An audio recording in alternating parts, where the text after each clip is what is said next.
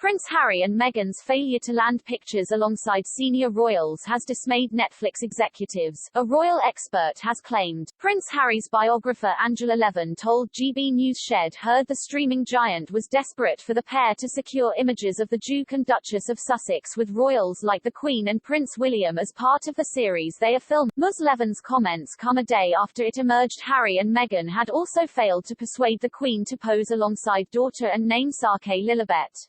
The 96-year-old is said to have met Harry and Meghan's daughter on Thursday, however, they were allegedly told no chance of an official photo because it was a private family meeting. Palace insiders may have worried any photos taken by Harry and Meghan would be shared with TV networks in the US or in Harry's upcoming memoirs. Speaking to GB News, Ms. Levin said this image would have been very, very valuable, adding, they would have used it for Netflix.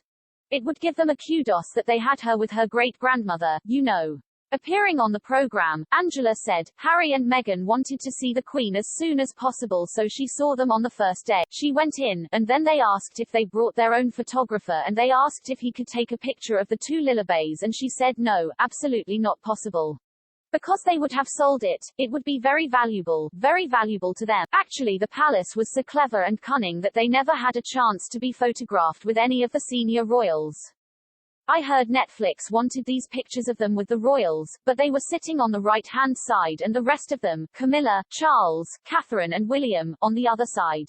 Ms. Levin said she believes that after failing to get the images they wanted they probably just went off in a rage. I think they felt that everyone would drop everything, she added, even on this amazing day because they were there, they'd come back. I thought they were like petulant teenagers really, if they didn't get what they wanted, they would leave and they left early. Ms. Levin also criticized the pair for compromising their own security, despite suing the government over security concerns. There he was in a car with black windows, so they were obliged with that so nobody could see who it was, and they opened the windows right down and started waving at the people, she said. That was an indication to me that couldn't be out of the spotlight. However, that is very dangerous. Someone can throw a bomb in or a load of tomatoes in through the window, she added, and actually, they also flew back on a jet that cost £160,000 but that's their business, but it put out 10 times more carbon emissions than a normal plane would. We've had him telling us all we must fly, we must be careful, we must let all this carbon emissions carry on, and there they are doing it themselves. The Sussexes reportedly wanted their own photographer to capture the monarch meeting her great-granddaughter Lilibet at Windsor for the first time, but a source claimed they were told no chance because it was a private moment.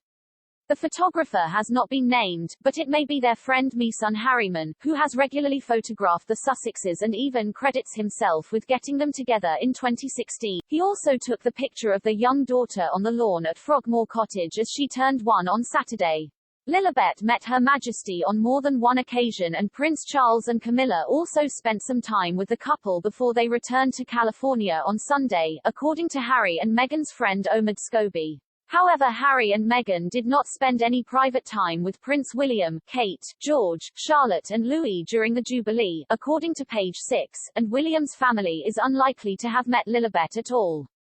An insider said the relationship between the brothers remains fraught after the Sussexes' transatlantic truth bombs about the royal family on Oprah and friendly podcasts in the US. Angela previously told Mail Online Harry showed incredible cheek if he asked his grandmother to pose for an official photo with Lilibet in the midst of her 4-day platinum jubilee and continuing problems with her health. Angela said, "It is an incredible cheek. It is too incredible for words to have put pressure on his grandmother when she's struggling to move during 4 days of celebrations where huge demands are being put on her.